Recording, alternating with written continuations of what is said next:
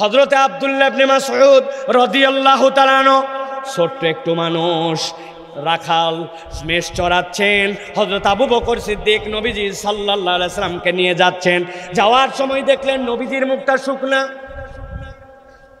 মনে হয় পিপাসা পেয়েছে। আবু বকর রাদিয়াল্লাহু তাআলা আনহু আব্দুল্লাহ ইবনে মাসউদকে ডাক দিলেন, ও কিশোর এদিকে আসো। আসলো। কি বলেন তো? বলে তোমার পালের মধ্যে কি এরকম দুধওয়ালা ছাগল আছে? বলে আছে, মানে যে বড় আমার মেষের পাল অসংখ্য আছে। বলে ওর মধ্যে থেকে একটা দাও, আমরা পিপাসার্থ।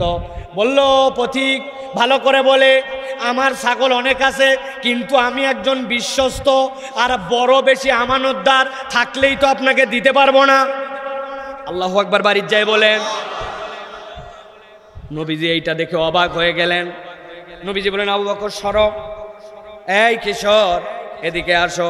তোমার পালের মধ্যে এরকম কোন ছাগল আছে নাকি যেই ছাগলটা এখনো বাচ্চা দেয় নাই? আছে আছে আছে। বলে ওরকম একটা ছাগল নিয়ে আসো, বাচ্চা যদি না দেয় ওইটার কি দুধ হবে? নবীজি ডাক দিলেন, ডাক দেওয়ার পরে হাতটা লাগাই দিলেন ওলানের মধ্যে, দুধে ভরপুর। নবীজি দোয়ালেন, প্রথমে তারে খাওয়ালেন, নিজে খাইলেন, আবু বকর সিদ্দিককে খাওয়ায় আবার সেই ছাগলের দুধের মধ্যে হাত দিলেন, দুধটা আবার বসে গেল। বলে এবার যাও। ওই সাহাবী অবাক হয়ে দেখলেন এইটা তো স্বাভাবিক কোনো ঘটনা নয়, ইনার ব্যাপারেই শুনেছি মক্কায় মুহাম্মাদুর রাসূলুল্লাহ ইনার নাম।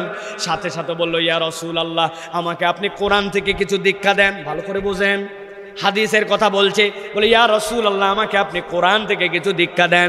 নবীজি তাকে কাছে ডাক দিলেন, দিয়ে বললেন, আল্লাহ তোমার প্রতি দয়া করুক, তুমি বড় বেশি একজন বিজ্ঞ প্রাজ্ঞ একজন কিশোর, তুমি কিশোর বয়সে তুমি অনেক প্রজ্ঞাবান। হযরত আব্দুল্লাহ ইবনে মাসউদ বলছেন, আমার জীবন পরিবর্তন হয়ে গেছে দুইটা কথায়। একটা, আমি বলেছিলাম আমি বড় বেশি আমানতদার, আমি বিশ্বস্ত, আর নবী এইটা দেখে আমার জন্য দোয়া করছেন, আল্লাহ তোমার প্রতি দয়া করুক, তুমি একজন প্রজ্ঞাবান কিশোর।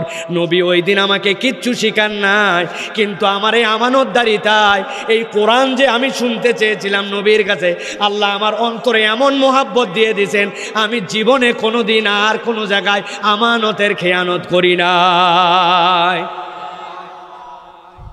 আল্লাহ রাব্বুল আমিন এই জন্য বলছেন, কিতাবুন আনজালনাহু ইলাইক লিতুখরিজান নাস মিনাজ যুলুমাতি ইলান নূর। আপনি যদি আপনার ডেস্টিনেশনে যেতে চান, আপনি যদি আলোর দিশা খুঁজে পেতে চান, তাহলে কোরআনের সম্পৃক্ততা ছাড়া আপনি শুধু ফাঁপড় দিবেন আর বলবেন সোনার বাংলাদেশ গড়ব। কিয়ামত পর্যন্ত কোরআন ছাড়া সোনার বাংলাদেশ গড়া সম্ভব নয়। আপনি ঠিক বললেও ঠিক, না বললেও ঠিক। 50 বছর পরীক্ষা হয়ে গেছে, ঠিক কিনা? এটা বঙ্গবন্ধু নাকি বলে গেছিল, সবাই পাইছে লোহার খনি, সোনার খনি, আমি পাইছি চোরের খনি। ওই সময় হতো পুকুর চুরি, এখন সমুদ্র চুরি, ঠিক কিনা? আমার জানলার পাশে এসে এক গাড়িতে একজন টোকা দিচ্ছে। আমি একটু ডিস্টার্ব ফিল করি, যে টোকা দিলে বিরক্ত লাগে, কারণ বাহির থেকে শব্দ কম হলেও ভিতরে খুব জোরে শব্দ হয়। রেগে রেগে একটু খুলছি যে বেটা চাবি চা, কিন্তু ঠোকা দেওয়ার দরকার। খোলার পরে দেখি আমাকে করতেছে। তখন বুঝলাম যে সে দেখতে মুখ আছে, কিন্তু আসলে সে কথা বলতে পারে না। তাহলে আল্লাহ আমাকে তার থেকে বেটার রাখছেন, যে ওই ফকিরের ওই ঠোকা দেওয়াতে বিরক্ত হয়ে আমি বকা দিতে যাচ্ছি, আমি বলতে চাচ্ছি ভাই ঠোকা দিও না, তোমার এমনি দিব, এইটুকু বলার আমার ক্ষমতা আছে, কিন্তু আমার মতো দেখতে ওই মানুষটার এই ক্ষমতা নাই। তাহলে আল্লাহর দেওয়া প্রত্যেকটা অর্গান, আল্লাহর দেওয়া প্রত্যেকটা নিয়ামত আমি যদি একটু বিবেচনা করি, তাহলে কল্পনা করে দেখব রব্বুল আলামিন আমাকে যে নিয়ামত দিয়ে রেখেছেন, ওই নিয়ামতের পরিপূর্ণ কৃতজ্ঞতা আমরা আদায় করতে পারি। কথা বলতে হবে, পারি। তবে আপনারা না পারলেও আমাদের তরুণরা পারে, ইয়াংরা পারে। কেননা ইয়াংরা এখন ইসলাম থেকে ধীরে ধীরে যতটুকু লাগে ততটুকু নেয়, বাকিটুকু আর নেয় না। প্রস্রাব করে পানি নেয় না, কিন্তু মাহফিলে বড় করে স্লোগান দেয়। এশার নামাজও পড়ে নাই, আল্লাহ মাসালে ফজরও পড়বে না, কিন্তু মাহফিল কমিটির স্বেচ্ছাসেবক। বুঝে ঠিক বলেন কিন্তু, হ্যাঁ? মসজিদ কমিটির সভাপতি, কিন্তু মিথ্যা কথা বলে, 2 নম্বর করে, একটু টাকা কামাই করছে, মুখে দাড়ি নাই, দোয়ায় কুনুত পড়তে পারে না, সাভারে নাই। আসেনি সাভারে? আহা, মুয়াজ্জিনের ভুল ধরে। কি ব্যাপার, আপনি আজকে আজান 39 সেকেন্ড পরে দিলেন কেন? কয় সেকেন্ড? 39 সেকেন্ড। নামাজে দাঁড়াইছে 16 সেকেন্ড পরে, আপনি আজকে আগে উজু করে আসতে পারেন না, 16 সেকেন্ড পরে দেখলাম আপনি আজকে একামত দিচ্ছেন। এরকম করলে চাকরি থাকবে না, বলে কি না? কয় সেকেন্ড? আরে দাপট আমাদের প্রিয় ভাইয়েরা। এই জন্য আমরা বলি ভাই, ইসলামের বুঝ হৃদয়ে ধারণ করে অন্তর দিয়ে আল্লাহ রাব্বুল আলামিনের কাছে কৃতজ্ঞ হওয়া, এই মানুষদের দাম আলাদা। এই মানুষদের আল্লাহ রাব্বুল আলামিন কি বলছেন দেখেন। আল্লাহ বলছেন, দুনিয়ার মানুষ, আল্লাযী আহসানা কুল্লা শাইইন খালাকাহু। আল্লাহ রাব্বুল আলামিন বলছেন, আমি রাব্বুল আলামিন নিজে নিজেকে বলছি, যিনি তার যাবতীয় সৃষ্টি যা আছে সবগুলাকে আল্লাহ রাব্বুল আলামিন সুন্দর করে সৃষ্টি করেছেন। আল্লাহর সৃষ্টির মধ্যে খুদ ধরার মতো কারো শক্তি নাই। আল্লামা দেলোয়ার হোসেন সাইদি সাহেব হুজুরের ওয়াজে শুনছিলাম, আজ থেকে আরো 20 বছর আগে এক লোক নাকি রাস্তা দিয়ে যাচ্ছিল, যেতে যেতে হঠাৎ করে একটা বট গাছের নিচে শুয়েছে। পথিকের বিশ্রাম দরকার, তার একটু আরাম দরকার। গাছের নিচে ক্লান্তিতে একটুখানি 2টা হাত মাথার নিচে নিয়ে শুয়ে গেছে।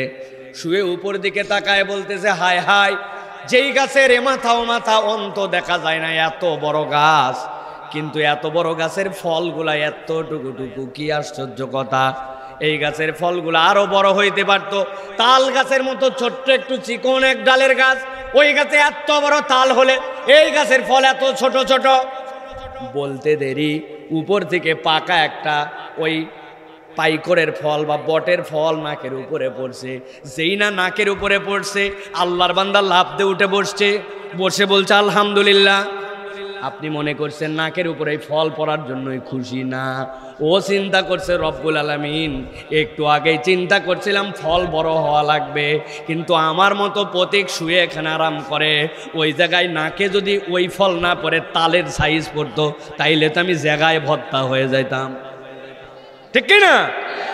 আল্লাহ রাব্বুল আলামিন বলছেন, الذي أحسن كل شيء خلقه وبدأ خلق الإنسان من طين। আল্লাহ বলছেন, এই দুনিয়ার মানুষ, আমি রব্বুল আমিন সব কিছু উৎকৃষ্ট করে সৃষ্টি করলাম, তবে আমি রব্বুল আমিন এমন আদর করে, এমন ভালোবাসা দিয়া আমার ওই মানুষকে সৃষ্টি করেছি। আমি রব্বুল আমিন চাইলে ইযা আরাদা শাইআন আন ইয়াকুলা লাহু কুন ফায়াকুন, আল্লাহ কুন ফায়াকুন বললেই হয়। কিন্তু আল্লাহ এইভাবে মানুষকে সৃষ্টি না করে, আল্লাহ তাকে বড় আদর করে। আল্লাহ বলছেন, আমি তাকে মাটি দিয়ে সৃষ্টি করলাম, দুনিয়ায় নয়, সৃষ্টি করলাম জান্নাতে। আল্লাহ বলছেন, সুম্মা জাআলা নাসলাহু মিন সুলালাতিম মিন মাইম মাহিন। ও যে তার বংশধারা দেখতে পায়, সন্তানের থেকে সন্তান হয়ে গেল, দাদা পর দাদা হয়ে গেল, সন্তানের নসল চলতেই থাকলো। তুমি মনে করছো এই মানুষটাকে, যার আদি সৃষ্টি আমি মাটি দিয়ে বানালাম, তাকে সৃষ্টি করেছি মহান কিছু দিয়ে? না, আল্লাহ বলছেন তুচ্ছ একটু পানি দিয়া আমি রব্বুল আলামিন তার বংশধারাকে এই পরম্পরায় সৃষ্টি করেছি। সুবহানাল্লাহ। আল্লাহ রাব্বুল আলামিন গভীর মনোযোগ দেন, 2টা কথা বলেছেন। একটা কথা আল্লাহ বলছেন মা ইম্মাহিন, মনে রাখবেন এটা তুচ্ছ পানি। বলেন কি? তুচ্ছ পানি দিয়ে রব্বুল আলামিন সৃষ্টি করলেন।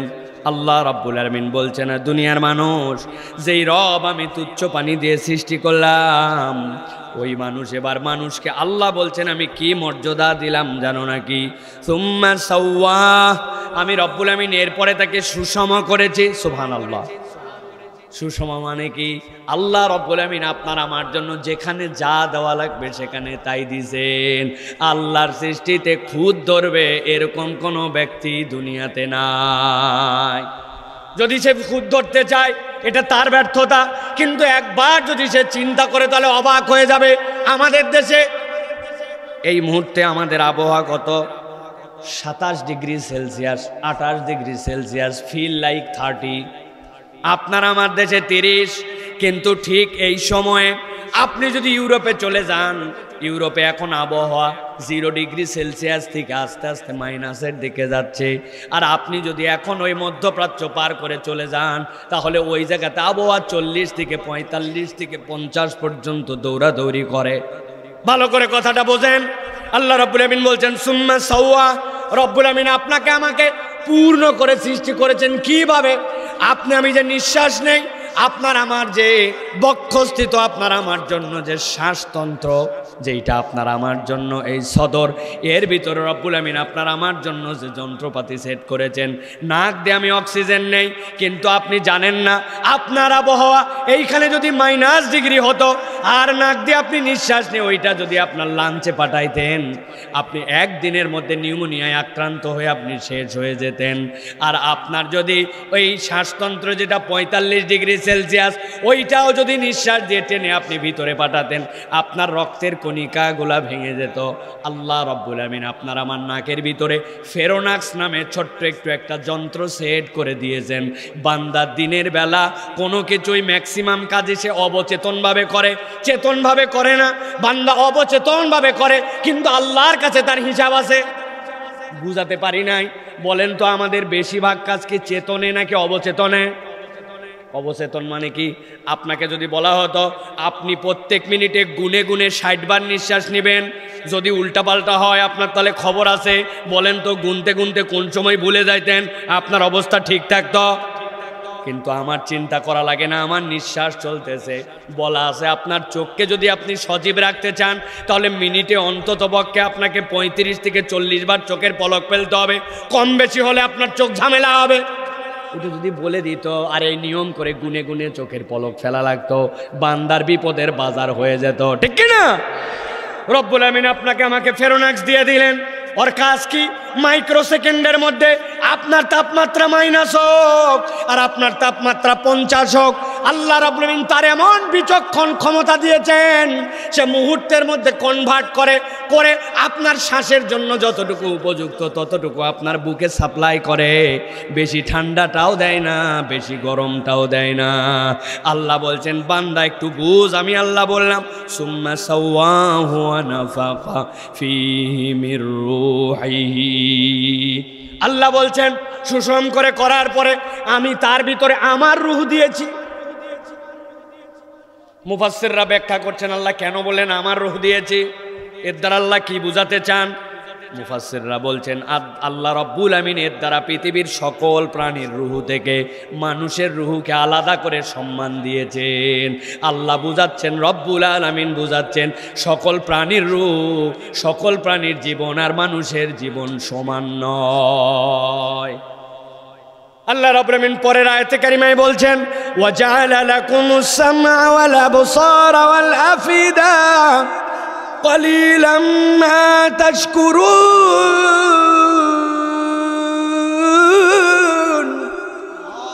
আমার আল্লাহ বলছেন স্পেশাল করে বান্দা, আমি আল্লাহর পক্ষ থেকে তোমার জন্য রূহ দিলাম, অন্য সকল প্রাণীর থেকে তুমি আলাদা। কেন আলাদা?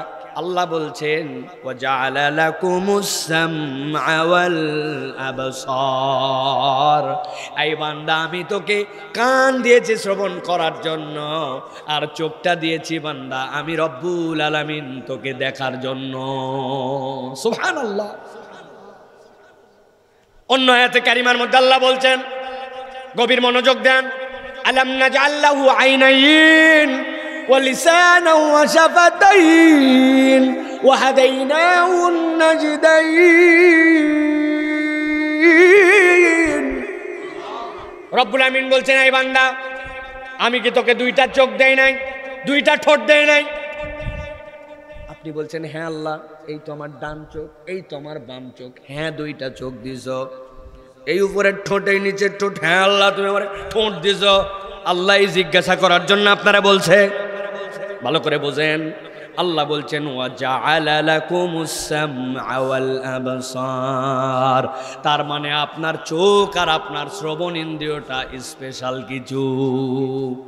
আমি আমার ভাষায় বলি, একটা কম্পিউটার যদি আপনার সামনে থাকে, ওই কম্পিউটারের তিনটা অংশ থাকে, একটা ইনপুট ডিভাইস, একটা প্রসেসর আর একটা আউটপুট।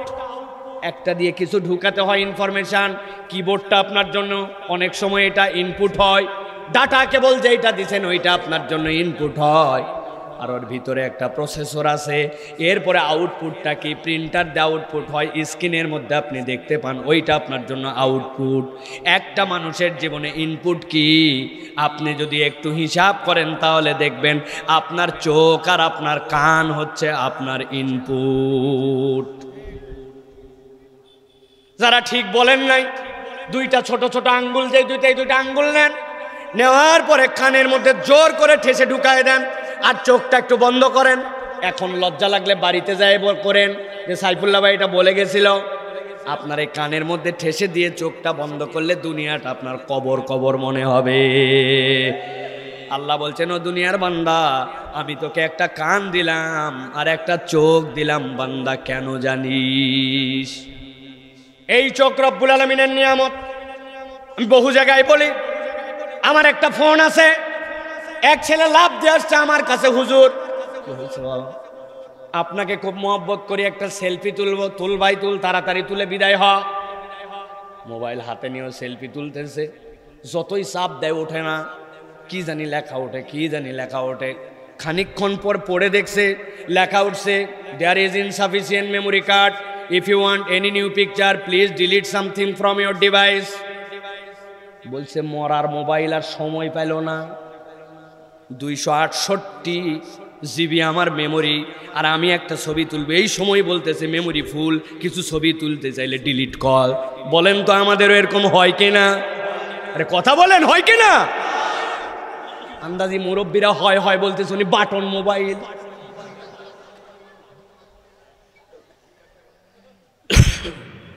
ভালো করে খেয়াল করেন, আল্লাহ রাব্বুল আমিন বলছেন وَجَعَلَ لَكُمُ السَّمْعَ وَالْأَبْصَارَ وَالْأَفْئِدَةَ। এই বান্দা, আমি রব্বুল আলামিন তোর জন্য চোখ দিলাম। চোখ দিলাম মানে কি? আল্লাহ রব্বুল আলামিন, আমি দুনিয়াতে আসছি, চোখটা মিটিমিটি করে তাকায় দিছি। তাকানোর পরের থেকে মরার আগ পর্যন্ত ওই চোখ দিয়ে দেখতেই আছি। যা দেখা লাগবে তাও দেখি, যা দেখা লাগবে না তাও দেখি। যা দেখা লাগবে না মানে খারাপ বুঝাই নাই। ধরেন আপনি যাচ্ছেন আপনার বাড়িতে, আপনার বাড়ি বগুড়া, আপনার বাড়ি নড়াইল, আপনার বাড়ি কিশোরগঞ্জ।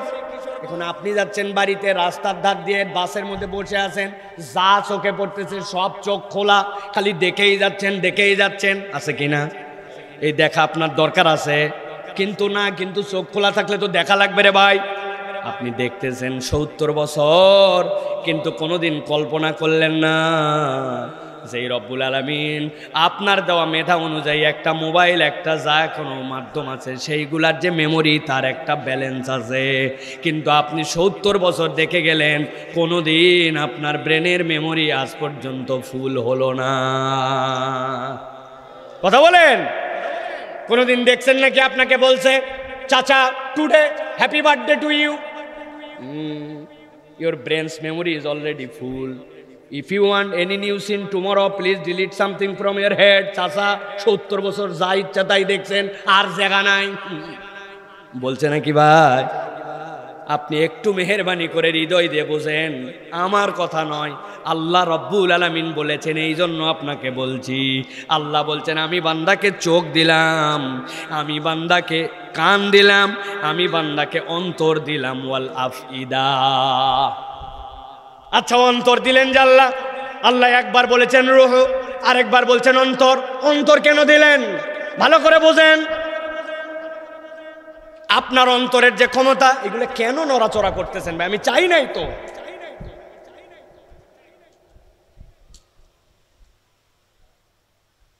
ভালো করে বোঝেন, আল্লাহ রাব্বুল আমিন বলছেন ওয়াল আফিদা, আমি রব্বুল আমিন তোমাকে অন্তর দিলাম। আপনার অন্তর যা চিন্তা করতে পারে, আপনার কল্পনার বাহিরে এইটা, আপনি কল্পনার মধ্যে আনতে পারবেন না যদি চিন্তা করে না বোঝেন। আপনার অন্তর চিন্তা করতে পারে, আপনি মনে করছেন হ্যাঁ আমি চিন্তা করতে পারি। কি চিন্তা করতে পারে?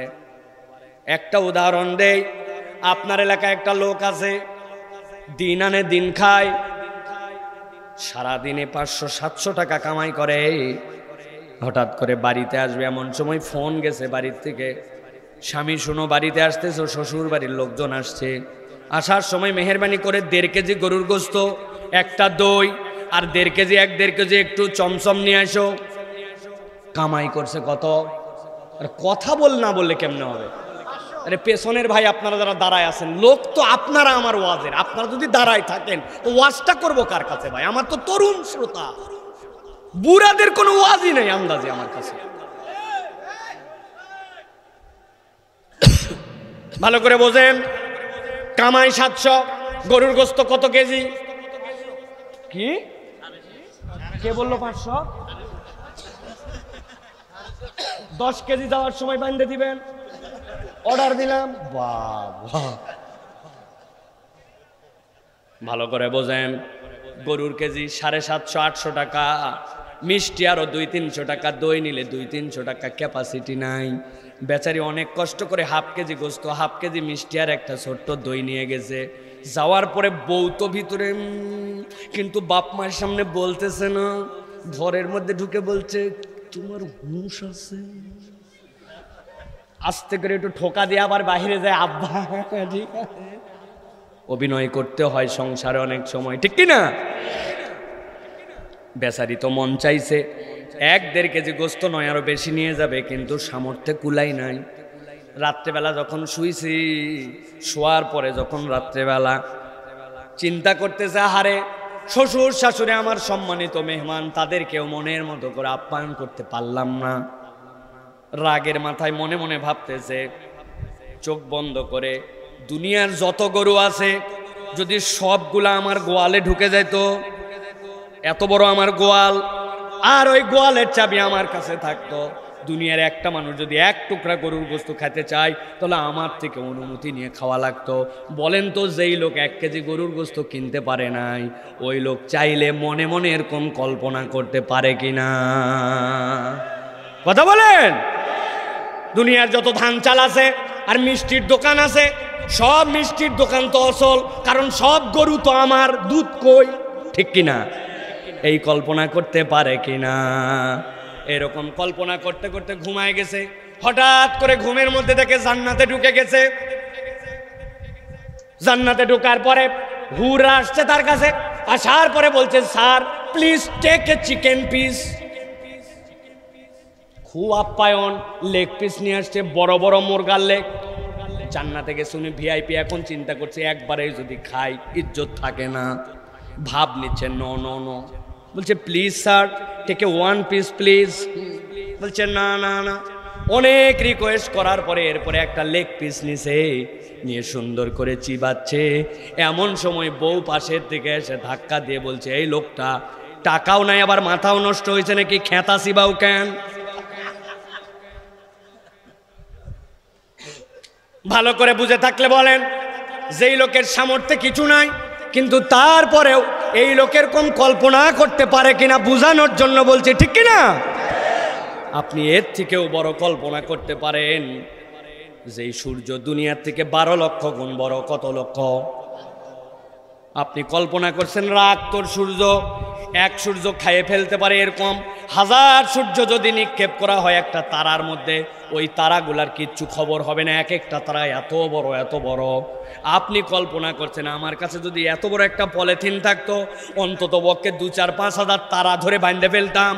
কল্পনা করতে পারবেন কিনা? ভালো করে বোঝেন, আল্লাহ বলছেন সুম্মা সাওয়াহু ওয়া নাফাখা ফীহি মির রূহিহি ওয়া জাআলা লাকুমুস সামআ ওয়াল আবসারা ওয়াল আফইদা। আমি এমন সুষম করেছি, আর বান্দা চোখ আর কান দেওয়ার পরে আমি রব্বুল আমিন তোকে একটা এমন অন্তর দিয়েছি, যেই অন্তরটা আমি রব্বুল আলামিন বলছি এটা আল্লাহর পক্ষ থেকে বিশেষ দান। আল্লাহ রাব্বুল আমিন বলছেন কলিলাম মা তাশকুরুন,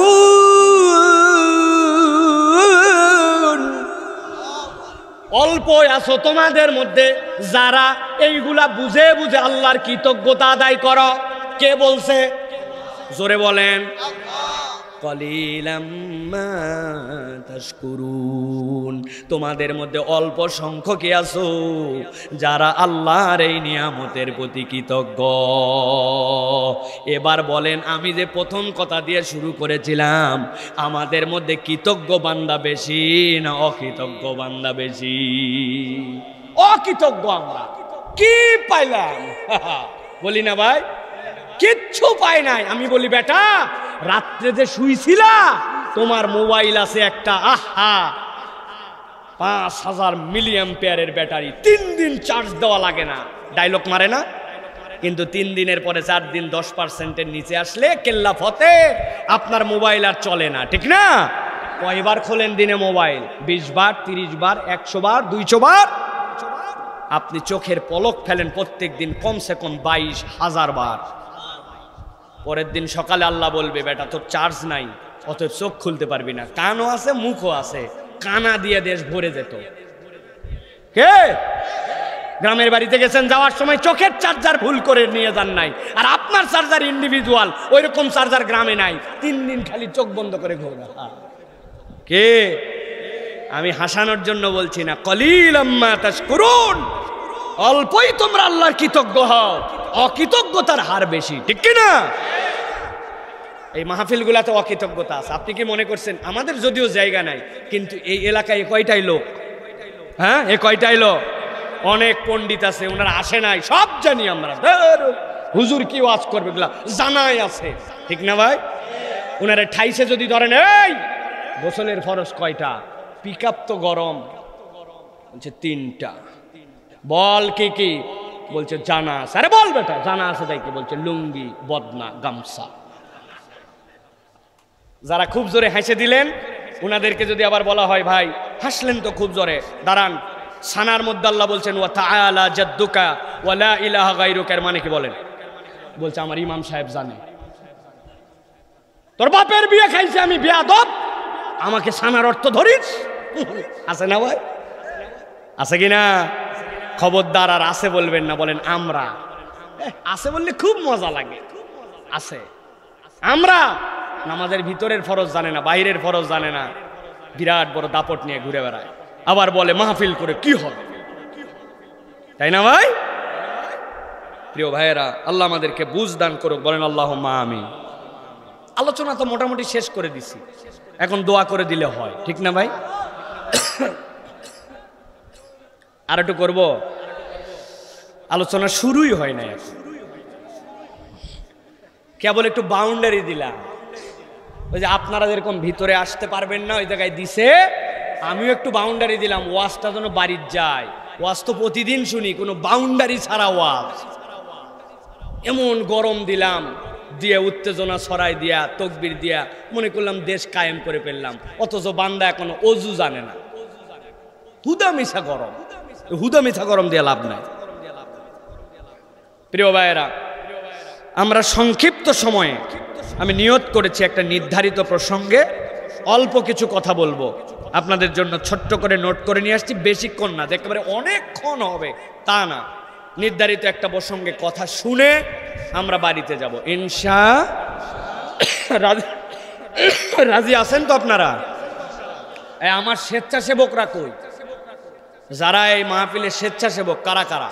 গলার মধ্যে কার্ডধারী বিভিন্ন ধরনের আছে না? এখানে আসার দরকার নাই, আমি খুঁজতে চাই যে তারা ওয়াজে আছে কিনা।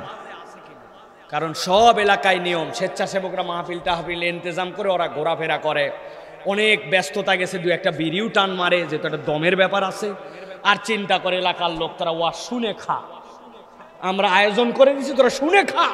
আছে না ভাই? এই শুনে খাওয়া পার্টি নয়, বরং সবচেয়ে কষ্ট করেছে যারা ওয়াজ শুনবে সবার আগে তারা, ঠিক কিনা? রাস্তাঘাটে যারা স্থায়ী দোকানদার, যারা বাধ্যতামূলক আছেন, এই ছেলেগুলার চেহারা চিনে রাখবেন। যদি এরা ওয়াজ না শুনে ঘোরে, যাওয়ার সময় আমার কাছে রিপোর্ট দিবেন। আর দোকানদারের আপনাদের 12 মাস দোকান যেহেতু লাগবে, জান্নাত লাগবে না, হ্যাঁ আপনারা দোকানদারি করেন, যান, আপনাদের ইচ্ছা। বছরে একদিন আপনি ছাড় দিতে পারেন আল্লাহর জন্য, কি অবস্থা আপনার? আল্লাহ আমাদের সকলকে কোরআনের হালাকায় আসার তৌফিক দান করেন। তাহলে আমরা একটা নির্ধারিত প্রসঙ্গে অল্প একটু সময় কথা শুনবো। রাজি আছেন তো আপনারা? দেখি একটু শক্ত করে দুইটা হাত একটু দেখি, টান টান করেন, টান টান টান টান। ওরে ভাই, আমাদের এলাকায় কি হাত টান মানে এরকম? তো এইরকম না হাত টান। সকলে হাত উঠছে, কারা কারা হাত তুলতে পারে নাই ডানে বামে একটু তাকায় দেখে নেন। আপনারা একটু দেখেন, না পারলে আদর করে উঠাই দেন। শক্ত করছে সবাই? এবার একটু পিছন দিকে টানা দেন, হ্যাঁ ডানে বামে মোড় দেন, দিছেন? এবার হাতটা এরকম করেন, এরকম, এই যে আমার মতো। এবার ডানে, হ্যাঁ এবার বামে, মাশাআল্লাহ। আবার একবার ডানে, এবার পিছনে একবার, দিছেন? এবার একসাথে হাত টান করে সোজা করেন, মাশাআল্লাহ। এবার গলাটা একটু পরিষ্কার করেন। হাত কিন্তু নামাতে বলি নাই, হ্যাঁ? গলা পরিষ্কার হয়েছে? বাহিরের লোকজন যেন একটু জানতে পায় যে এখানে কতকগুলো আল্লাহর বান্দা আছে যারা ঘুমায় নাই। পারবেন ইনশাআল্লাহ? এরকম একটা ফাটাফাটি তাকবীর দিতে পারবেন? যারা পারবেন বুক বরাবর হাত নেন, এই বরাবর, বুঝছেন? সংক্ষিপ্ত আলোচনা করব, তবে আপনাদের স্পিডটা বুঝতে চাই। রেডি আছেন সবাই? আমি যেই বলবো লিল্লাহে তাকবীর, আপনারা উপর দিকে হাত ছুঁড়ে দিয়ে বলবেন আল্লাহু আকবার। পারবেন? হাত কি উপরে না এইদিকে? উপরে। অনেকগুলা বাচ্চা কাচ্চা হাসতেছে, ওরা মজা নিয়ে আসে যে দেখ। খবরদার, সাইডে চালানো যাবে না, উপর দিকে। রেডি তো সবাই? আসমান জমিন মুখরিত করে তাকবীর দিতে রেডি তো সবাই? এর মধ্যে ওইরকম কোনো লোক নাই তো? লিল্লাহে তাকবীর, আল্লাহ, এই লোক নাই তো এর মধ্যে? হ্যাঁ, দেখি এবার একটু হিম্মত করে এটা তাকবীর দেন। লিল্লাহে তাকবীর, লিল্লাহে তাকবীর, আল কোরআনের আলো, আল হাদিসের আলো, তোমার নেতা আমার নেতা, তোমার নেতা আমার নেতা, লিল্লাহে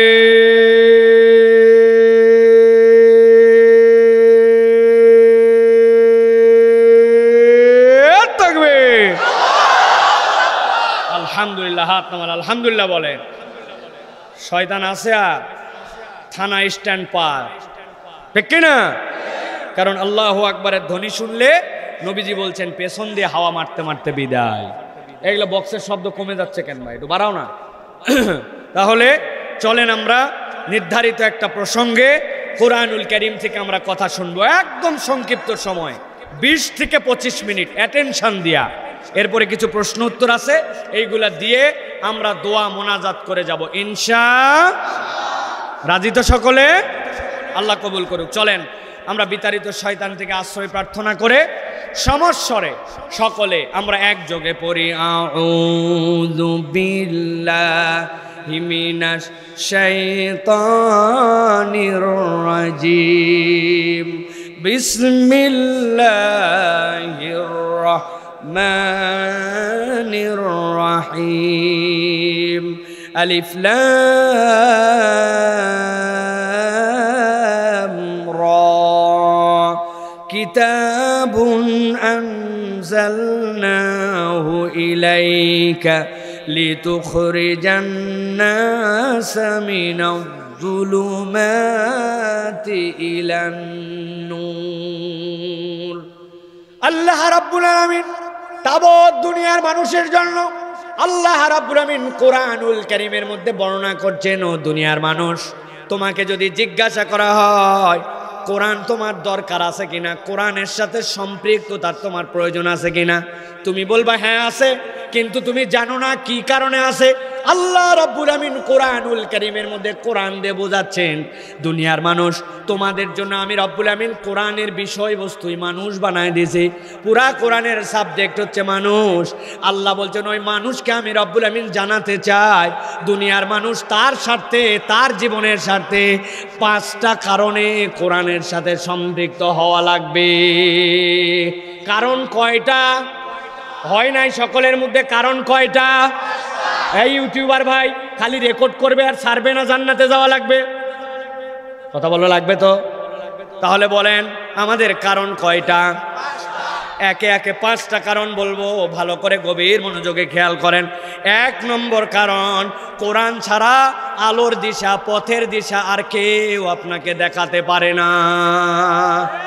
কমিউনিস্টরা এসেছিল, পতন হয়ে গেছে, সোশ্যালিজম পতন হয়ে গেছে, এখন সাম্রাজ্যবাদ যেটা দেখতেছেন এটাও একদিন পতন হয়ে যাবে।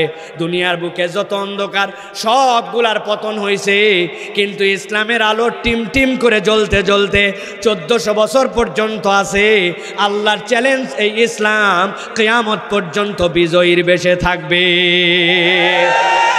আল্লাহ রাব্বুল আমিন বলছেন, পথের দিশা যদি তুমি পেতে চাও, কোরআন ছাড়া তোমার কোনো উপায় নাই। আল্লাহ বলছেন আলিফ লাম র। কোরআনের 29টা সূরার শুরুতে হুরুফ আল মুকাত্তাত এসেছে।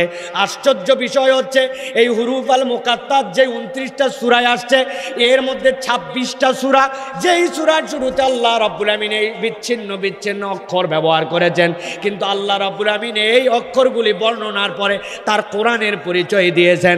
আল্লাহ বুঝাতে চান আলিফ লাম মিম মানে কি, নুন মানে কি, আইন হা ইয়াসিন মানে কি, তুমি কিচ্ছু জানো না, তুমি অক্ষম করে দিলাম আল্লাহ।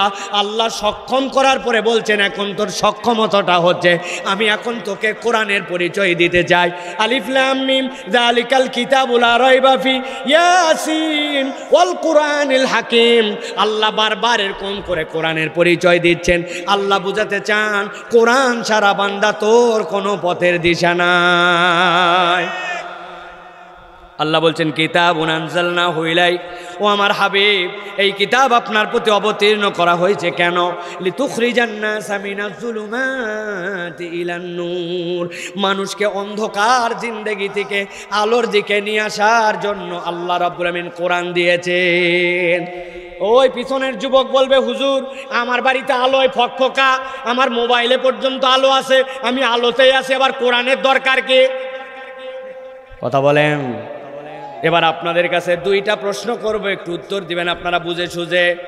বাংলাদেশের যে চুক্তি হয়েছিল ওই ভারতের আদানি গ্রুপের সাথে, যেই অন্তর্ঘাতী চুক্তি, দেশ বিরোধী চুক্তি, যেই চুক্তির রেশ আমাদেরকে টানতে হচ্ছে, বিদ্যুৎ না পেয়েও লাখ লাখ কোটি কোটি টাকা দেওয়া লাগবে, জানেন তো?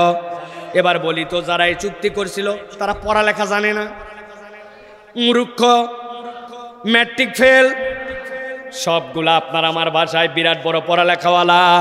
তাহলে যেই পড়ালেখাওয়ালারা দেশ বিরোধী এরকম চুক্তি করলো, তার মানে বোঝা যায় পড়ালেখা হলে অন্তর আলোকিত হয় না। আলোকিত অন্তর হওয়ার জন্য কোরআনের আলো ওই হৃদয় আলোকিত করা লাগে।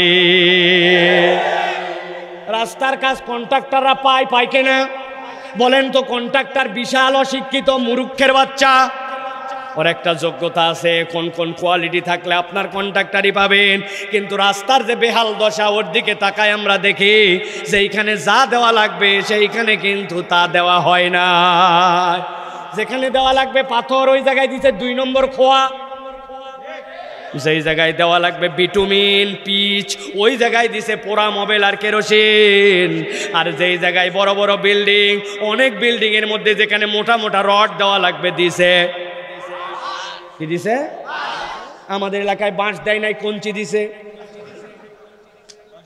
বাঁশেরও একটা দাম আছে, ঠিক কিনা? এবার বলেন তো ভাই, যারা এই আকাম করলো এরা শিক্ষিত, আপনাদের ভাষায় পড়ালেখা করা, সচিব থেকে শুরু করে বিভিন্ন লেভেলের মানুষ। তাহলে এই মানুষগুলাও তো আলো আছে, বাড়িতে কারেন্ট আছে, কিন্তু তার অন্তর আলোকিত হয় নাই, ঠিক কিনা? আমার রব্বুল আলামিন বলতেছেন ওইটাও মানুষ। আর আমি আমার সাহাবীদের মধ্যেও মানুষের কথা বলেছি। হযরতে আব্দুল্লাহ ইবনে মাসউদ রাদিয়াল্লাহু তাআলা আনহু, ছোট্ট একটু মানুষ, রাখাল মেষ চড়াচ্ছেন। হযরত আবু বকর সিদ্দিক নবীজি সাল্লাল্লাহু আলাইহি সাল্লামকে নিয়ে যাচ্ছেন। যাওয়ার সময় দেখলেন নবীজির মুখটা শুকনা, মনে হয় পিপাসা পেয়েছে। আবু বকর রাদিয়াল্লাহু তাআলা আনহু আব্দুল্লাহ ইবনে মাসউদকে ডাক দিলেন, ও কিশোর এদিকে আসো। আসলো। কি বলেন তো? বলে, তোমার পালের মধ্যে কি এরকম দুধওয়ালা ছাগল আছে? বলে, আছে। মানে যে বড় আমার মেষের পাল অসংখ্য আছে। বলে, ওর মধ্যে থেকে একটা দাও, আমরা পিপাসার্থ। বলল পথিক ভালো করে বলে, আমার ছাগল অনেক আছে, কিন্তু আমি একজন বিশ্বস্ত আর বড় বেশি আমানতদার, থাকলেই তো আপনাকে দিতে পারবো না। আল্লাহু আকবার বাড়ির যায় বলেন। নবীজি এইটা দেখে অবাক হয়ে গেলেন। নবীজি বলেন, আবু বকর সরো, এই কিশোর এদিকে আসো, তোমার পালের মধ্যে এরকম কোনো ছাগল আছে নাকি যেই ছাগলটা এখনো বাচ্চা দেয় নাই? আছে আছে আছে। বলে ওরকম একটা ছাগল নিয়ে আসো, বাচ্চা যদি না দেয় ওইটার কি দুধ হবে? নবীজি ডাক দিলেন, ডাক দেওয়ার পরে হাতটা লাগাই দিলেন ওলানের মধ্যে, দুধে ভরপুর। নবীজি দোয়ালেন, প্রথমে তারে খাওয়ালেন, নিজে খাইলেন, আবু বকর সিদ্দিককে খাওয়ায় আবার সেই ছাগলের দুধের মধ্যে হাত দিলেন, দুধটা আবার বসে গেল। বলে এবার যাও।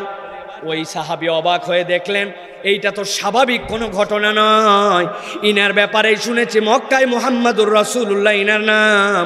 সাথে সাথে বলল, ইয়া রাসূলুল্লাহ, আমাকে আপনি কোরআন থেকে কিছু দীক্ষা দেন। ভালো করে বোঝেন, হাদিসের কথা বলছে। বলে, ইয়া রাসূলুল্লাহ, আমাকে আপনি কোরআন থেকে কিছু দীক্ষা দেন। নবীজি তাকে কাছে ডাক দিলেন, দিয়ে বললেন, আল্লাহ তোমার প্রতি দয়া করুক, তুমি বড় বেশি একজন বিজ্ঞ প্রাজ্ঞ একজন কিশোর, তুমি কিশোর বয়সে তুমি অনেক প্রজ্ঞাবান। হযরত আব্দুল্লাহ ইবনে মাসউদ বলছেন, আমার জীবন পরিবর্তন হয়ে গেছে দুইটা কথায়। একটা, আমি বলেছিলাম আমি বড় বেশি আমানতদার, আমি বিশ্বস্ত, আর নবী এইটা দেখে আমার জন্য দোয়া করছেন, আল্লাহ তোমার প্রতি দয়া করুক, তুমি একজন প্রজ্ঞাবান কিশোর। নবী ওই দিন আমাকে কিচ্ছু শিখান নাই, কিন্তু আমার এই আমানতদারিতায় এই কোরআন যে আমি শুনতে চেয়েছিলাম নবীর কাছে, আল্লাহ আমার অন্তরে এমন মোহাব্বত দিয়ে দিয়েছেন, আমি জীবনে কোনোদিন আর কোনো জায়গায় আমানতের খেয়ানত করি নাই। আল্লাহ রাব্বুল আমিন এই জন্য বলছেন, কিতাবুন আনজালনাহু ইলাইক লিতুখরিজান নাস মিনাজ যুলুমাতি ইলান নূর। আপনি যদি আপনার ডেস্টিনেশনে যেতে চান, আপনি যদি আলোর দিশা খুঁজে পেতে চান, তাহলে কোরআনের সম্পৃক্ততা ছাড়া আপনি শুধু ফাঁপড় দিবেন আর বলবেন সোনার বাংলাদেশ গড়ব। কিয়ামত পর্যন্ত কোরআন ছাড়া সোনার বাংলাদেশ গড়া সম্ভব নয়। আপনি ঠিক বললেও ঠিক, না বললেও ঠিক। 50 বছর পরীক্ষা হয়ে গেছে, ঠিক কিনা? এটা বঙ্গবন্ধু নাকি বলে গেছিল, সবাই পাইছে লোহার খনি, সোনার খনি, আমি পাইছি চোরের খনি। ওই সময় হতো পুকুর চুরি, এখন সমুদ্র চুরি, ঠিক কিনা? তাহলে 1 নম্বর বিষয় এইটা। আল্লাহ রাব্বুল আমিন এবার বলছেন কারা এই কোরআন থেকে হেদায়েত পাবে। আল্লাহ সূরা মায়েদা 16 নম্বর আয়াতের মধ্যে বলছেন, ইয়াহদি বিহিল্লাহু মানিত্তাবা রিদওয়ানাহু সুবুলাস সালাম ওয়া ইউখরিজুহুম মিনাজ যুলুমাতি ইলান নূর। রাস্তা অনেকগুলো আপনার সামনে, আপনি পাসওয়ার্ড খুলবেন কি না খুলবেন এটা আপনার সিদ্ধান্ত। মোবাইল সকলের কাছে আছে না, টাকাও আছে মোবাইলে কম বেশি সকলে, ঠিক কিনা? ব্যালেন্সও আছে, ঠিক কিনা? আপনি বলছেন, হুজুর আপনাকে আমি ফাটাফাটি মোহাব্বত করি। আমি বললাম, ভাই কত টাকার ব্যালেন্স আছে? 300। দেন একটু কথা বলি। আপনি হুজুরের হাতে মোবাইল দিয়ে কাটে পড়ছেন, আমি হুজুর তো হাতে নিয়ে ব্যাককল হয়ে গেছি। প্রথমেই বলে ফেস লক, এরপরে বলে ফিঙ্গার লক, তারপরে বলে প্যাটার্ন লক। আছে কিনা? আপনার মোহাব্বত দিয়ে কাজ আসবে, আপনার মোবাইল দিয়ে কাজ আসবে। সর্বোচ্চ কাজ কি হতে পারে? রাগ করে ঠেকনা দিয়ে মোবাইলটা ভাঙিয়ে দিব, ঠিক কিনা? কিন্তু রাগ করে মোবাইল ভাঙলে কি কল যাবে? ভালো করে বোঝেন, আল্লাহ রাব্বুল আমিন বলছেন আল্লাহ হেদায়েত দিতে চান, তবে ভালো করে বোঝো, ইয়াহদি বিহিল্লাহু মানিত্তাবা রিদওয়ানাহু সুবুলাস সালাম। পথ তোমাকে পছন্দ করে নিতে হবে। কোরআনের জায়গায় নবীর সময় থেকে কিয়ামত পর্যন্ত থাকবে। আপনি কোরআনের কাছে আসবেন কি না আসবেন এই সিদ্ধান্ত আপনার, ঠিক কিনা?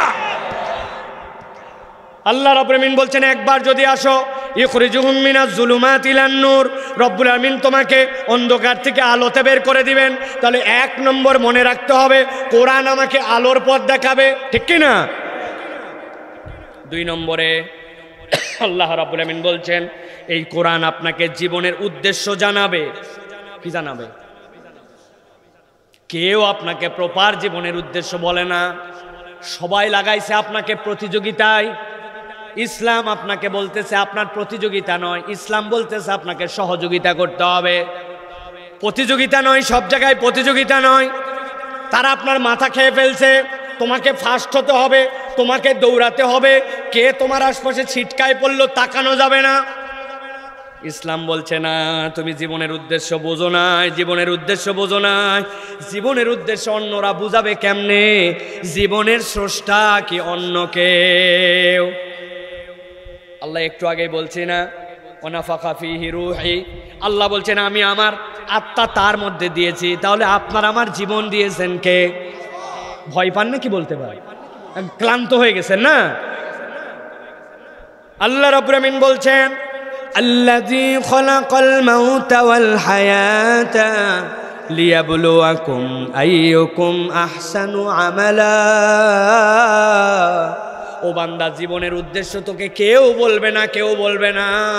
আল্লাহ বলছেন তিনি তোমার মৃত্যু সৃষ্টি করেছেন, তিনি তোমাকে মারতে পারেন, তিনি সেই মারা থেকে তোমাকে জীবন দিতে পারেন। ওই আল্লাহ বলছেন তোর জীবনের উদ্দেশ্য হচ্ছে আইয়ুকুম আহসানু আমালা, তুই কত উত্তম করে আল্লাহর ইবাদত করতে পারিস, আল্লাহর জন্য আমল করতে পারিস। আল্লাহ রাব্বুল আমিন এই জন্য তোমাকে সৃষ্টি করেছেন। কথা বড় সহজ, কিন্তু এর মধ্যে লুকানো আছে তত্ত্ব। 2 রাকাত নামাজে দাঁড়াইছে আল্লাহু আকবার, সুবহানাকাল্লাহুম্মা বিহামদিকা ওয়া তাবারাকা ইসমুকা ওয়া তাআলা জাদ্দুকা। দোকানের চাবি দিছি কি দেই নাই? লা ইলাহা গায়রুকা, আউযু বিল্লাহি আলহামদুলিল্লাহি রাব্বিল আলামিন রহমানির রহিম মালিকি ইয়াউমিদ্দিন। কিরে, জুতা তো নতুন তুললাম না, যে পরিমাণ মসজিদে জুতা তৈরি হয়, ইয়াকা না'বুদু ওয়া ইয়াকা নাস্তাইন ইহদিনাস সিরাতাল মুস্তাকিম। দেশের বাড়ি যাওয়ার কথা, বাসের টিকিট পাবো কি পাবো না, কি অবস্থা হবে চিন্তা করতেছি। ভালো করে বলেন, আমি হয়তো একটু অভিনয় করে দেখালাম, কিন্তু চক্ষুখানা বন্ধ করে বলেন এমনভাবে 2 রাকাত নামাজ আমরা কবে পড়ছি যেই নামাজের উপর থেকে নিচ পর্যন্ত কোনো দিকে মন যায় নাই? আছে ভাই? রোজা রেখে ভুল, হজে যে ভুল, সব জায়গায় ভুল। এখন আমার রব্বুল আমিন যদি বলতেন ও বান্দা জীবনের উদ্দেশ্য হচ্ছে আইয়ুকুম আকমালু আমালা, তোমাদের মধ্যে তোমাদের আমলকে যে পূর্ণ করছে তারটা কেবল নেওয়া হবে, তাহলে আপনার আমার নামাজ কোথায় যাইতো? ঠিক না? বাসার উপায় থাকতো না। আল্লাহ বলছেন আইয়ুকুম আহসানু আমালা, আমার বান্দা সব সময় পারফেক্ট হতে পারবে না, কিন্তু আমার বান্দাকে তো বুঝাতে হবে। কি বুঝাতে হবে? বান্দা তোর মন যেদিকেই যাক, আবার মন নিয়ে আসছে, আবার মন একদিকে গেছে, আবার নিয়ে আসছে, কিন্তু নামাজ পড়া বাদ দেয় নাই। আল্লাহ দেখছে আমার বান্দা যখন আর পারে নাই মনোযোগ ধরে রাখতে, সাথে সাথে পড়ছে আউযু বিল্লাহি মিনাশ শাইতানির রাজিম নামাজের মধ্যেই। পরে বাম দিকে বুক সরাই নাই, মুখটা একটু নিয়ে 3 বার একটু থুতু ফেলার ইশারা করছে। এরকম করলে কি নামাজ ভাঙবে? না। আপনার শয়তান বিতাড়িত করার জন্য চেষ্টা করছে, তারপরেও নামাজ ছাড়ে নাই।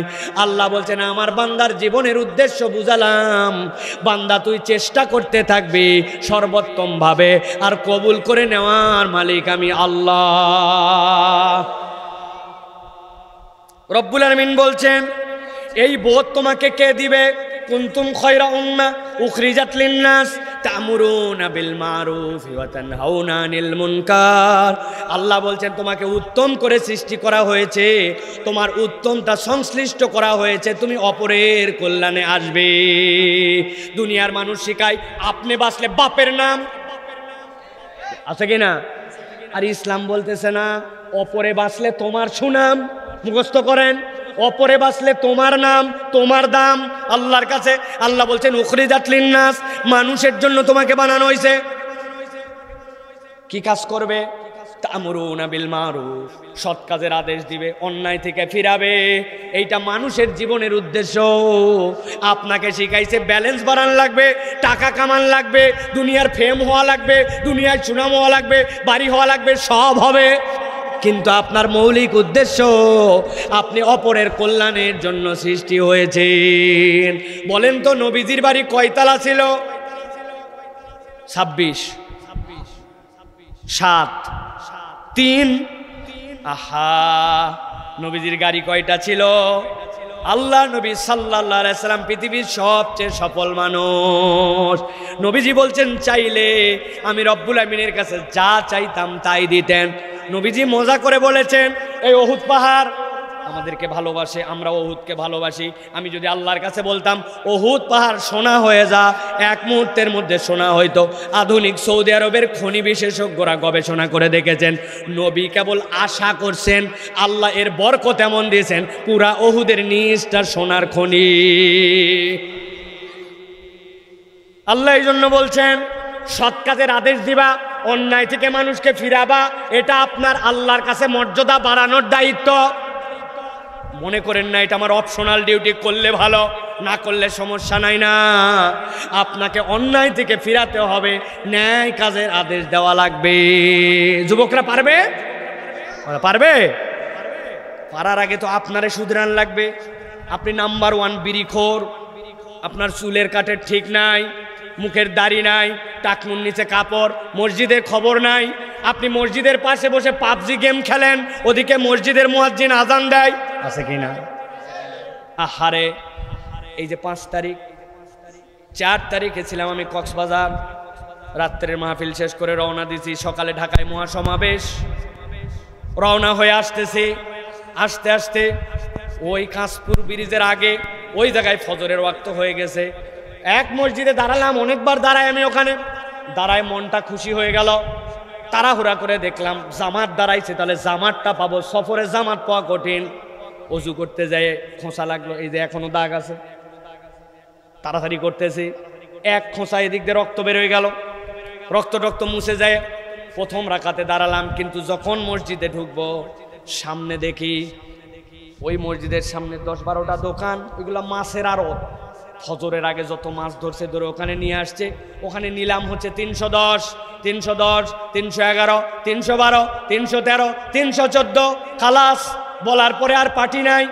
ফজরের নামাজের কেরাত ওইখানে শোনা যায়, আর মুসলমান নামদারি ফজরের আগেই 5-7টা দোকানদার মসজিদের কেরাতের উপরে টেক্কা দিয়ে ওই জায়গায় মাছের জন্য নিলাম করে। এই মুসলমানকে দিয়া আপনি মনে করতেছেন দেশে ইসলাম কায়েম হবে? এত সোজা ইসলাম কায়েম হওয়া নয়। আগে নিজেদের বদল হওয়া লাগবে। আপনি এমন লিডার, আপনি আপনার শ্রমিককে বলবেন, এই বেটাই, আমি এলাকার বড় ভাই, তুই বিড়ি খাস, ঠাডায় ঠিক করে দিব। কিন্তু আমার যুবকেরা যারা লিডার আছে তারাই কথা বলতে পারে না। কেন পারে না? যেই বেটা আপনার বিড়ি খাওয়া থামাবে, ওই বেটা বহু আগে বিড়ি খাওয়া বাদ দিয়েছে। মনে করছেন যাক হুজুর খুব ভালো, তো বিড়ি খাওয়া বাদ দিয়েছে। না, বিড়ি খাওয়া বাদ দিয়ে উনি ভিন্ন খাওয়া ধরছে। উনি বিড়ির ভিতরে সব মাল ফেলায় পকেটেতে পুরিয়া বাইর করে কুচকুচ করে এর মধ্যে ঢুকায় ডায়লগ দেয়, একটা নেতে যেমন তেমন, 2টা নেতে রাজা, আমি এখন খেয়েছি বাবা 1 নম্বর গাঁজা। আছে কি না? তো গাঁজাখোর আপনাকে কেমনে আদেশ দিবে, কেমনে নিষেধ করবে? তাহলে আপনার প্রত্যেককেই ক্ষেত্রে দায়িত্বশীল হতে হবে, ঠিক কি না? রাগ হচ্ছেন ভাই আপনারা? আল্লাহর ওয়াস্তে একটু রাগ হন। কতদিন আর এরকম নির্জীব থাকবেন? একটু রাগ হন। পরিবর্তন আমার হওয়া লাগবে। এই কোরআন আমাকে পরিবর্তনের জন্য জীবনের উদ্দেশ্য শেখায়, ঠিক কি না? এবার বলেন তো, তাহলে কোরআনের সাথে সম্পৃক্ততার প্রয়োজন কয়টা? এই ভুলে গেছেন কয়টা? 2টা বলছি, 3 নম্বর। এবার চলেন, আপনি যদি আপনার জীবনে সত্যতা এবং সততার অনুভব চান, কোরআন ছাড়া আপনার কোনো গতি নাই। বলবেন কেমন সত্যতার, কেমন সততা, অনুভবটা কি? আল্লাহ কোরআনে বলছেন, আল্লাযীনা ইউমিনুনা বিল গায়বি ওয়া ইউকিমুনাস সালাতা ওয়া মিম্মা রাযাকনাহুম ইউনফিকুন। আল্লাহ বলছেন দুনিয়ার মানুষ, আল্লাযীনা ইউমিনুনা বিল গায়ব, আপনাকে গায়েবে বিশ্বাস করতে হবে। আপনি যদি গায়েবে বিশ্বাস না করেন, আপনি কখনো প্রকৃত মানুষ হতে পারবেন না।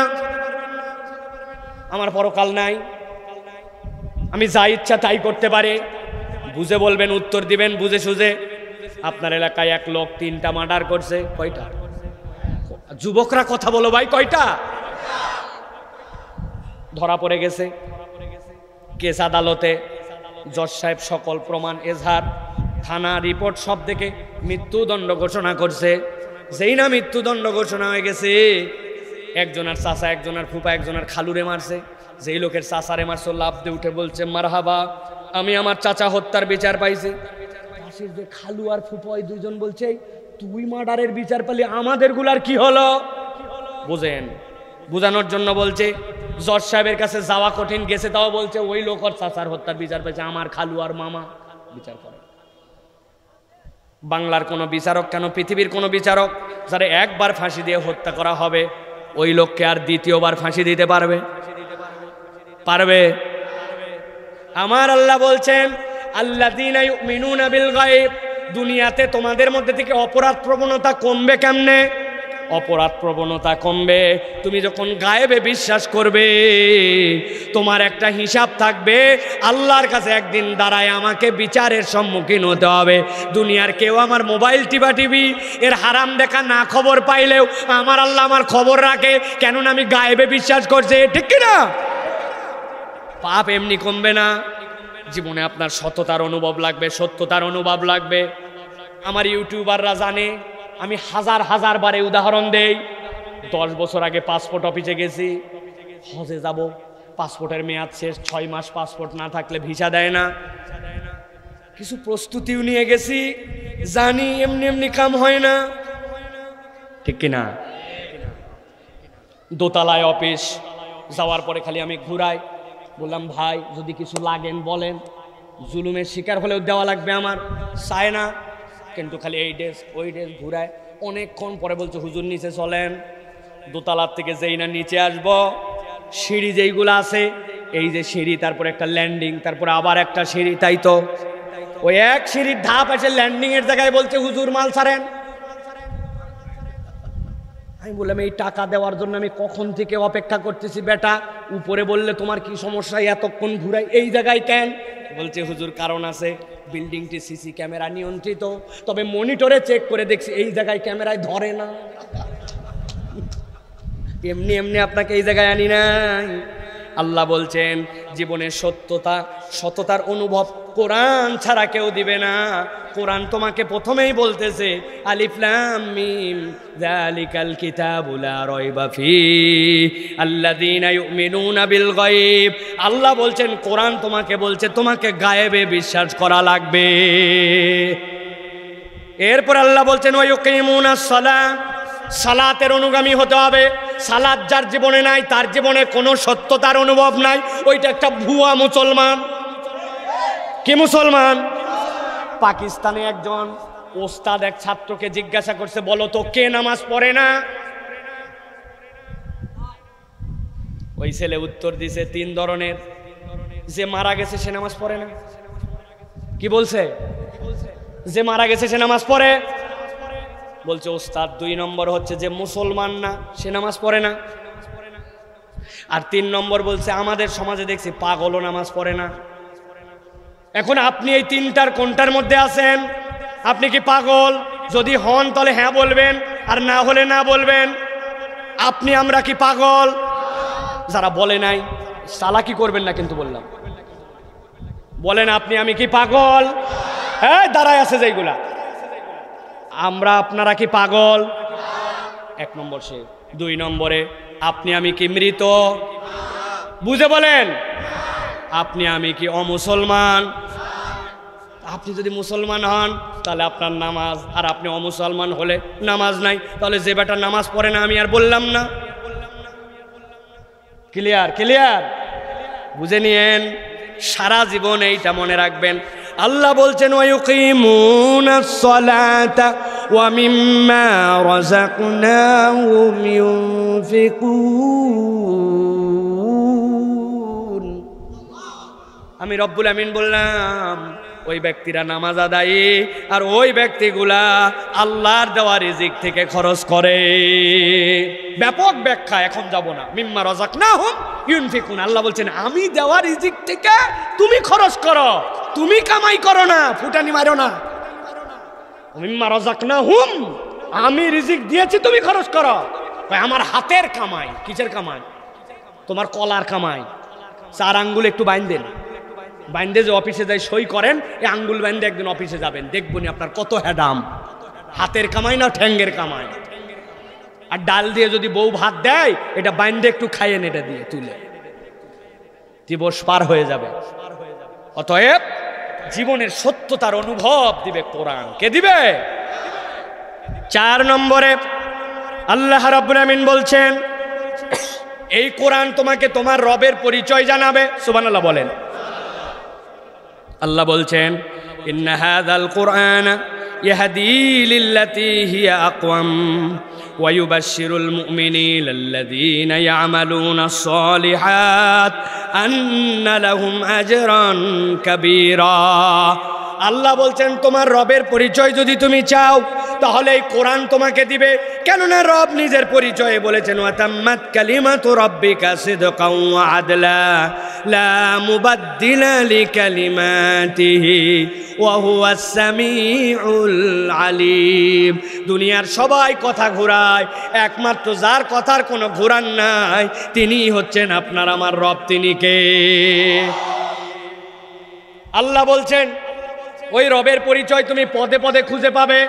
আল্লাহ কোরআনে অজস্র জায়গায় বলেছেন আফালা তাযাক্কারুন আফালা তাযাক্কারুন আফালা তাযাক্কারুন, তোমরা কি স্মরণ করবে না? আল্লাহ বলছেন আগে পিছে কথা বলে তোমার রবকে তুমি চিনতে পারবা, তোমার রব কত মহান। আমি শুরু করেছি এটা দিয়ে সুম্মা সাওয়া। আল্লাহ বলছেন আমি তোকে সুষম করে বানাইছি। সুবহানাল্লাহ। সর্বশেষ আমরা যদি আমাদের জীবনের পরিণতি খুঁজতে চাই, আমাদের জীবনের আলটিমেট ডেস্টিনেশন কোথায়, কোরআন আপনাকে বলবে। মানুষকে বলে মানুষ চির অমর হয়ে যাও। নো ভাই, কোরআন ছাড়া আপনি চির অমর হতে পারবেন না। অমরত্বের 2টা দিক। বলেন তো আবু জেহেল নামে একজন লোক ছিল, চেনেন? কথা বলেন, চেনেন? চিনবো না কেন? আমরা তো চিনি, আমরা কোরআন হাদিস পড়ে জানি, ঠিক কিনা? বলেন তো সেও আমাদের মুখে মুখে বেঁচে আছে কিনা? আবার বেঁচে আছেন হযরত আবু বকর সিদ্দিক। এখন যদি বলা হয় বাঁচা তো বাঁচাই, আবু জেহেলও বাঁচছে, আবু বকরও বাঁচছে, হলেই হলো একটা। হ্যাঁ তাই হলেই হলো নয়। আপনাকে এই জন্য জীবনের পরিণতি বুঝতে হবে। আমার জীবন আবু জেহেলের মতো নয়, আমার জীবন ওই যে ভারতের মধ্যে শুয়ে আছে মির্জাফর আছে না, একজন জীবিত আর একজন মৃত, ঠিক কিনা? বাড়ির যাই বুঝেন কি বলছি, এখানে বেশি বোঝার দরকার নাই।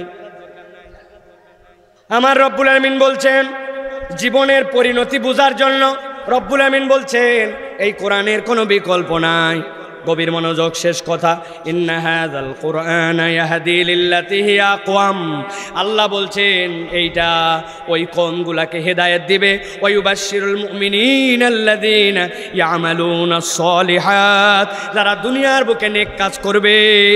আল্লাহ বলছেন আন্না লাহুম আজরান কাবীরা।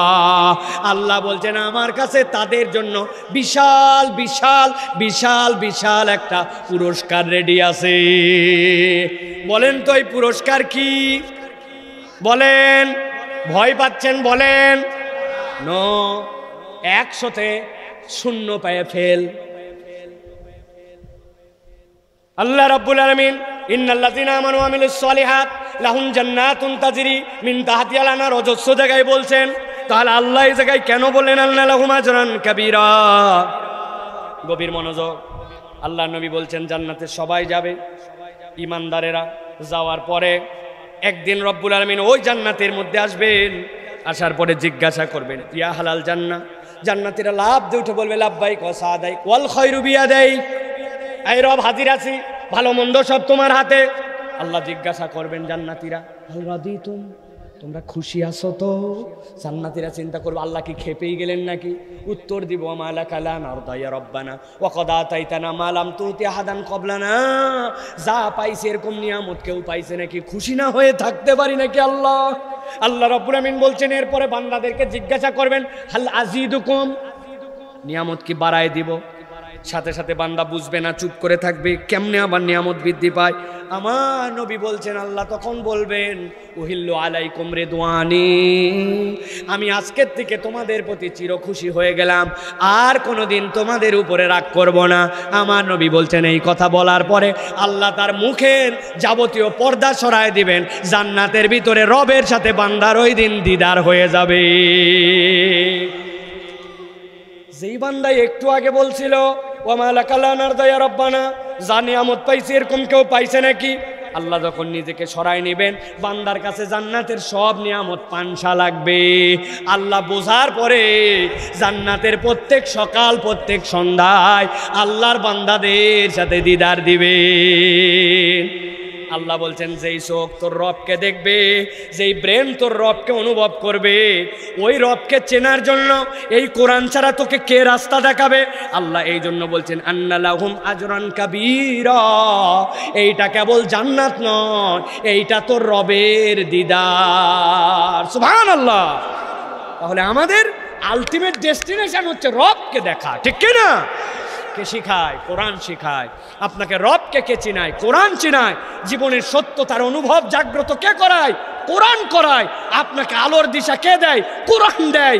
অতএব কোরআন ছাড়া আমাদের গতি নাই, ঠিক কি না?